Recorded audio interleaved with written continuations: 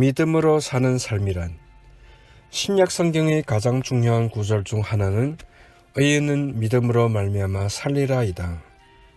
우리가 그토록 중요하게 여기는 믿음은 사는 것이다. 인식하는 것이 아니다. 그렇다면 그게 과연 무엇인가? 민수기의 12정탐꾼들의 예를 들어서 설명해보자. 두 종류의 크리스찬, 믿음으로 사는 자, 뒤로 물러나는 자. 하나님은 모든 사람을 사랑하시지만 특별히 더 사랑하시는 자도 있고 덜 사랑하시는 자도 있다. 하나님의 친구였던 아브라함이 있는가 하면 하나님이 눈동자처럼 아끼신 다윗이 있다. 하나님은 욥을 사탄에게 자랑하시기까지 했다. 그러나 뒤로 물러가는 자, 믿음이 뒤처지는 자들은 좋아하지 않으신다. 오직 나의 의인은 믿음으로 말미암아 살리라. 또한 뒤로 물러가면 내 마음이 저를 기뻐하지 아니하리라 하셨느니라. 열 정탐꾼들이 보고는 진실했다. 그들은 거짓말하지 않았다. 우리가 탐지해 본 땅은 정말 젖과 꿀이 흐르는 땅이었습니다. 그러나 거기 사는 사람들은 매우 건장한 사람들이었으며 그들이 사는 성과 도시는 매우 튼튼한 요새처럼 보였습니다. 오늘날 고고학의 발굴에 의하면 그들의 보고는 틀리지 않고 정확했다. 주전 14세기의 팔레스타인은 당시에 인구가 많이 살고 있었으며 성곽의 규모도 매우 튼튼하고 견고했다. 그러니까 열 정탐꾼은 매우 정직하고도 사실적인 보고를 해쳤다. 그러나 그들의 믿음은 매우 부정적이었다. 우리는 올라가서 그 땅을 차지할 수 없습니다. 그들은 거인들인데 비해 우리는 그들에 비교하면 마치 메뚜기와 같습니다. 그들이 이렇게 부정적인 시각을 갖고 보고를 했던 이유는 믿음이 없었기 때문인데, 다시 말해 그들은 평소에 주님과 함께 동행하지 않았다는 증거다. 그러니까 가나안 땅을 탐지할 때 믿음의 눈으로 보지 못하고 이성적으로만, 사실적으로만 판단했던 것이다. 그들이 홍해를 건넌 것을 기억하고 만나와 메추라기의 기적을 날마다 체험하면서 하나님을 믿는 믿음이 여전히 성숙하지 못했다. 열 정탐꾼은 남의 얘기가 아니다. 어느 시대든지 그런 사람이 있었고 오늘 우리 시대에도 하나님이 주신 믿음의 시각을 잃어버리고 인간적, 이성적, 명철한 자기 판단만 갖고 있으면 이렇게 되기 십상이다. 그 결과 크리스천이지만 열 정탐꾼들처럼 세상에 대해 두려움, 왜소함, 불안감, 패배의식 등을 갖고 살아간다. 그런데 갈렙은 달랐다. 우리는 올라가서 이 땅을 능히 차지할 수 있습니다. 어디서 이런 긍정적 사고가 생겼을까? 갈렙이 그런 굳신 믿음을 가질 수 있었던 것은 이스라엘이 시내 산을 떠날 때 주님이 주셨던 약속을 믿고 있었기 때문이었다. 여호와께서 너희의 열조 아브라함과 이삭과 야곱에게 맹세하사 그들과 그 후손에게 주리라 하신 땅이 너희 앞에 있으니 들어가서 얻을지니라. 갈렙이 믿은 것은 자기들이 뛰어난 전략이나 용맹이 아니었다. 오직 하나님의 말씀의 약속이었다. 오늘날도 마찬가지다. 하나님의 약속의 말씀을 가진 사람은 갈렙처럼 담대하고 강건하다. 반대로 약속의 말씀을 못 가진 사람은 열 정탐꾼처럼 세상을 두려워한다. 갈렙은 담대하게 말한다. 우리가 그들을 밥처럼 삼킬 것이고 그들이 보호는 떠나버리고 말 것이다. 광야 이스라엘 백성들은 모두 하나님을 믿었다. 그런데 갈렙과 여호수아는 실제 생활에서 믿음으로 살았고 다른 사람들은 그저 생각으로만 하나님을 믿고 있었던 것이다.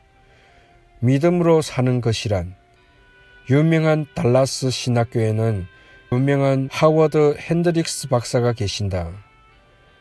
하루는 한 신학생이 박사께 질문했다. 예수님이 공생애 동안에 가장 중요하게 가르치신 넘버원 교훈이 무엇입니까? 핸드릭스 박사는 다음 주 수업 시간에 답해 주겠다고 했다. 드디어 다음 주 수업 시간이 돌아왔다. 박사는 이렇게 대답했다. 지난 일주일 동안 고민하고 내린 내 결론은 예수께서 공생애 3년 동안 가장 제자들에게 중요하게 가르치려 했던 것은 어떻게 하면 믿음으로 살 것인가 일시에. 나도 핸드릭스 박사의 주장에 전적으로 동의한다. 물로 포도주를 만드시고 오병이어로 5,000명을 먹이시고 공생애 동안 행하신 모든 기적, 주님이 직접 죽음에서 부활하신 사건조차도 그 모든 초점과 목표는 어떻게 믿음으로 살 것인가를 가르치는 데 있었다. 왜냐하면 히브리서 11장 6절에 믿음이 아니면 하나님을 기쁘시게 할 수 없고 로마서 1장 17절에 의인은 오직 믿음으로 말미암아 살 것이니라 하셨기 때문이다.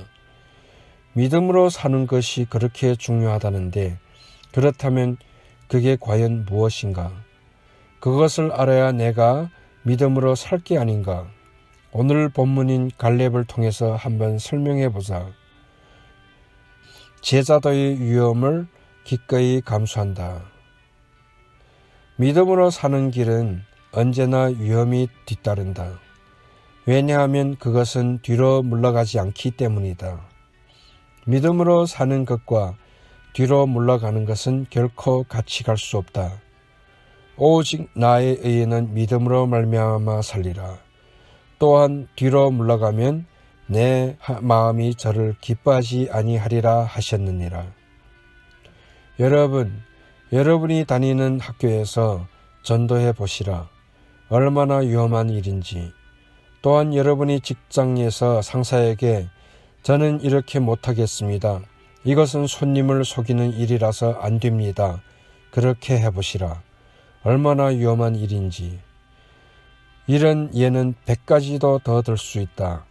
진짜 복음대로 살려면 결코 쉽지 않은 위험과 대면하는 것을 제자는 굳게 각오해야 한다.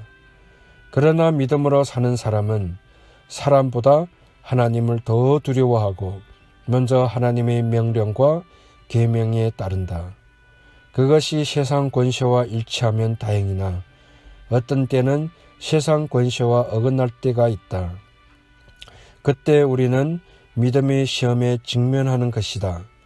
하나님께 순종할 것인가 아니면 세상에 타협해서 쉽게 좋게 넘어갈 것인가. 사실 많은 사람들이 이 시험에 흔들거린다.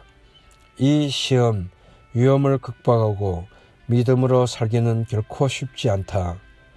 열 정탐꾼들과 온 이스라엘은 마음으로 믿었지만 세상 힘의 파워 앞에 굴복했다.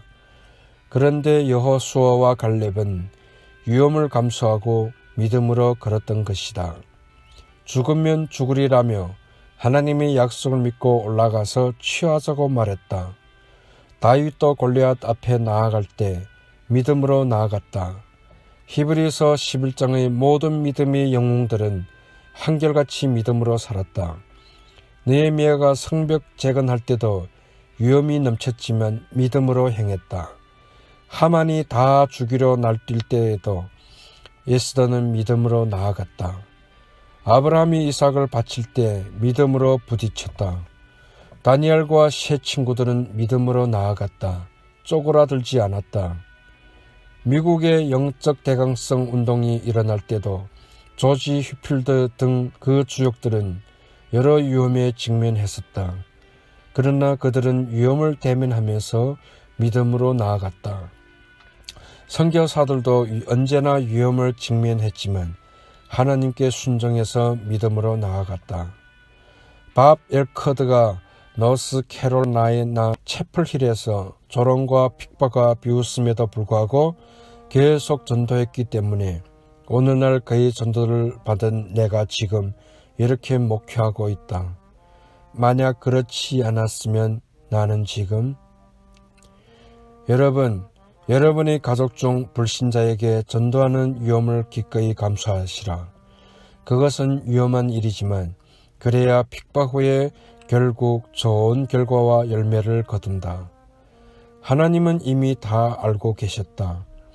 다윗이 위험을 무릅쓰고 나아가면 골리앗이 쓰러질 것을, 에스더가 죽기를 각오하고 나아가면 하만이 사라질 것을, 여호수아가 위험을 직면하고 나아가면 여리고 성이 무너져 내릴 것을. 그것은 진짜 위험이 아니라 가장된 위험이었다. 우는 사자가 성도를 삼키려고 무섭게 울부짖지만 이빨 빠진 사자여 쇠사슬에 묶인 사자인 것이다. 절대 하나님 허락 없이 나를 해치지 못한다. 그러므로 우리가 위험에 직면하지만 그 위험의 거대한 장막을 반드시 뚫고 돌파해서 나아가야 한다.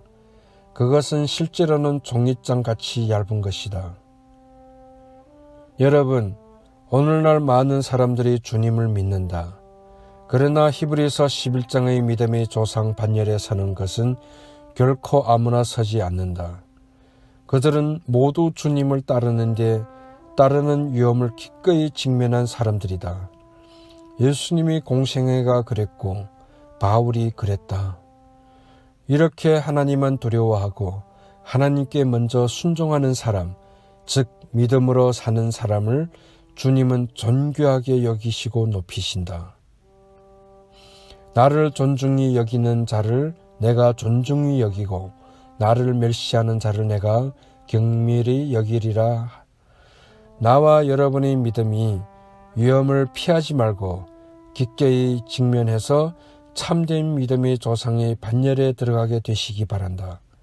물론 그 마지막 결과는 훨씬 더 좋아진다. 그러나 열장탐꾼처럼 타협하고 회피하면 당장은 쉬워도 그 결과는 좋지 않다. 가나안에도 못 들어가고 여리고 성도 안 무너진다. 도리어 대적에게 쫓겨다닌다.